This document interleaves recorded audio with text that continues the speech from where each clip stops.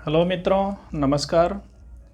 मैं राम नारायण साहित्य सागर ऑनलाइन के यूट्यूब चैनल पर आपका हार्दिक स्वागत करता हूं। पिछली कक्षाओं में हमने तुलसीदास को और जायसी को पढ़ा और कुछ मोटिवेशन एक सेशन लिया गया था कल की डेट में। आज हम फिर से लोग कक्षाओं को शुरू कर रहे हैं, तो उसमें हम देखेंगे सूरदास भाग 1 से शुरू करेंगे। बिल्कुल नए सिरे से हम शुरू करने वाले हैं। जीवन, निधन और उनके शिक्षा गुरु के साथ साथ उनकी रचनाओं को क्रमशः हम देखेंगे। बहुत ही महत्वपूर्ण क्लास रहेगी आप लोगों के लिए, चाहे वो यूजीसी नेट, जेआरएफ या असिस्टेंट प्रोफेसर, कोई भी टीजीटी, पीजीटी, किसी भी कॉम्पिटिटिव एग्ज़ाम जो हिंदी से संबंधित है उसके लिए बहुत ही महत्वपूर्ण क्लास रहेगी। इसमें कुछ छोड़ने का नहीं प्रयास किया गया है, सारी चीज़ों को लेकर के चलने का प्रयास किया है इसमें।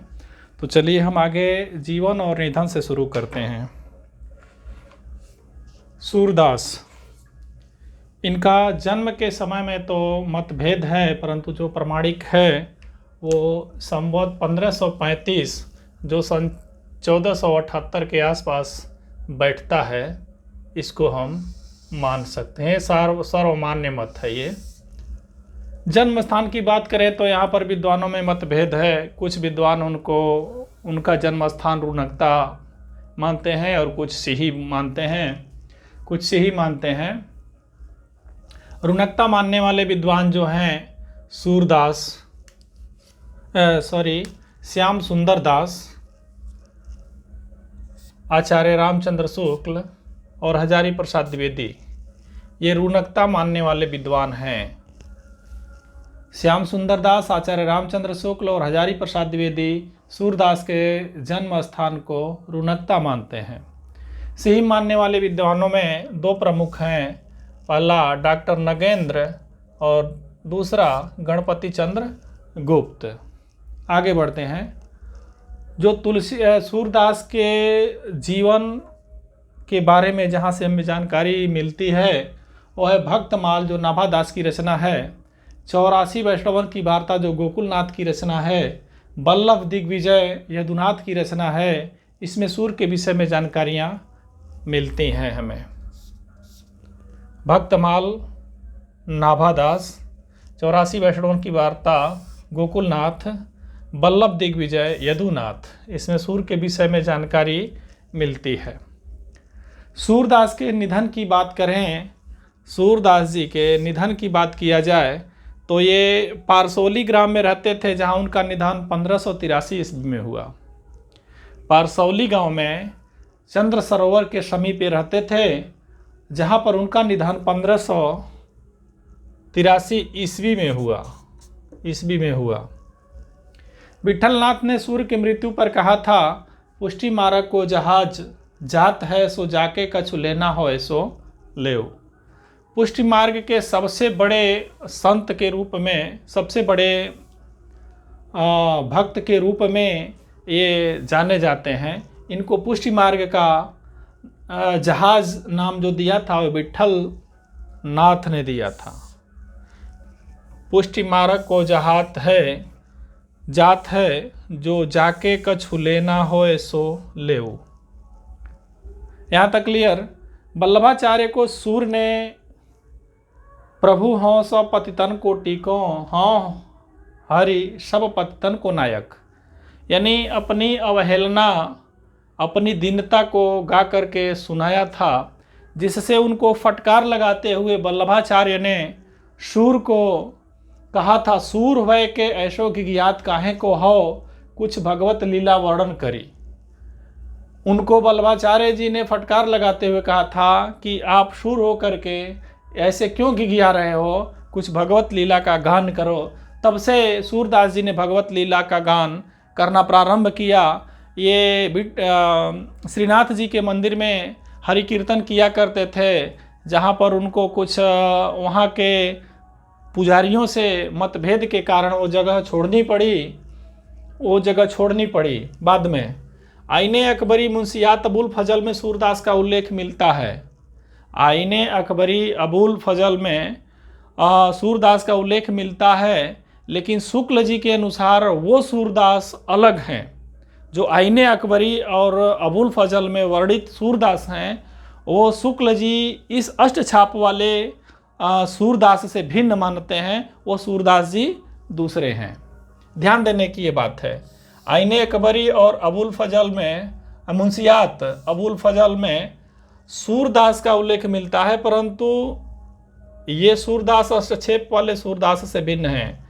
अष्टछाप की दीक्षा का समय, अष्टछाप की दीक्षा जो सूरदास जी ने 1509 ईस्वी में लिया था वल्लभाचार्य जी से।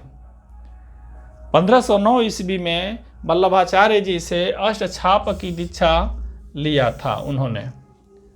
सूरदास के उपनामों को अगर देखा जाए तो जीवनोत्सव का कवि वात्सल्य रस सम्राट किसने कहा है? आचार्य रामचंद्र शुक्ल।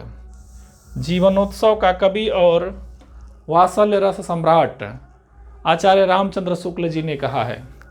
हिंदी साहित्य के आकाश का सूर्य किसने कहा है? भिखारी दास और शुक्ल ने कहा है। हिंदी साहित्य के आकाश का सूर्य भिखारी दास और आचार्य रामचंद्र शुक्ल। पुष्टि मार्ग का जहाज, जैसा कि आप जानते हैं, वल्लभाचार्य ने कहा है। उनकी मृत्यु के समय कहा था कि पुष्टि मार्ग को जहाँ जात है सो जाके कछु लेना हो सो लेओ। पुष्टि मार्ग का जहाज किसने कहा? विट्ठल नाथ ने कहा। खंजन नयन अमृतलाल नागर ने नाम दिया है। ये वस्तुतः देखा जाए तो ये खंजन नयन जो है एक जीवनी परक उपन्यास है जिसको अमृतलाल नागर जी ने लिखा है। खंजन नयन की जो संज्ञा दिया है उन्होंने, वो सूरदास जी को ही खंजन नयन कहा है, इसलिए जो खंजन नयन का नाम दिया है अमृतलाल नागर जी ने दिया है, अपने जीवनी परक उपन्यास में लिखा है इन्होंने।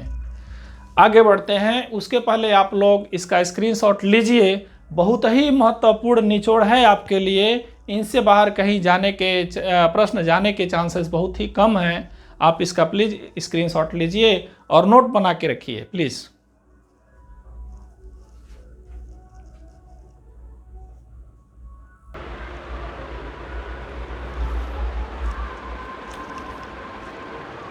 आगे अगर देखते हैं तो भावाधिपति आचार्य रामचंद्र शुक्ल जी ने कहा है। अब हम सूरदास की रचनाओं को देखेंगे। सूरदास की रचनाएं प्रमुख 3 जो हैं वो सर्वमान्य मानी गई हैं, बाकी मतों में थोड़ी भिन्नता है। जो सर्वमान्य रचनाएं हैं वो सूरसागर है, सूर सारावली है और साहित्य लहरी है। दीनदयाल उपाध्याय के अनुसार इनकी रचनाएं 25 हैं। इनके अनुसार सूर सागर, सूर सारावली और साहित्य लहरी के पश्चात सूर साठी, सूर पच्चीसी और सूर रामायण भी महत्वपूर्ण रचनाएं हैं। 3 और को महत्वपूर्ण बताया, बाकी तो मानने के लिए इन्होंने 25 माना है। दीनदयाल गुप्त ने इनकी संख्या 25 मानी है, परंतु इसके अलावा 3 को और महत्वपूर्ण इन्होंने बताया हुआ है। सूर साठी, सूर पच्चीसी और सूर रामायण माना है। तो हम लोग पहला जो देखेंगे उनका सूर सागर देखेंगे। जो सर्वमान्य है वही हम देखने की कोशिश करेंगे यहाँ पे, बाकी किसी की आवश्यकता नहीं है। वहाँ से परीक्षाओं में प्रश्न पूछे नहीं जाते हैं। इनमें कुल पदों की संख्या जो है 4936 पद हैं, लगभग 5000 हैं। अगर विकल्प में दोनों में से एक हो तो किसी एक को करके आना है। अगर विकल्प में दोनों हो तो 4936 ये आपका करेक्ट आंसर होगा। इसका प्रकाशन जो है नागरी प्रचारणी सभा के द्वारा किया गया, जो काशी में है। संपादन नंद दुलारे वाजपेयी ने कराया था इसका। सूर सागर में 12 स्कंध हैं। ध्यान देने की बात है, सूर सागर में 12 स्कंध हैं। 1 से 8 तक पौराणिक कथाएं हैं। 9वें स्कंध में राम कथा है। 1 से 8 तक क्या है? पौराणिक कथाएं हैं। और 9वें स्कंध में क्या है? राम कथा है। सूर सागर में 12 स्कंध हैं। 1 से 8 तक पौराणिक कथाएं हैं। 9वें स्कंध में राम कथा है। 10वें स्कंद जो है वो सबसे बड़ा है। 10वां स्कंद जो है सबसे बड़ा है। इसमें बाल एवं रास लीलाओं का वर्णन किया गया है। 11वें और 12वें स्कंद में गोपियों के विरह वर्णन और भ्रमर गीत से संबंधित पद हैं।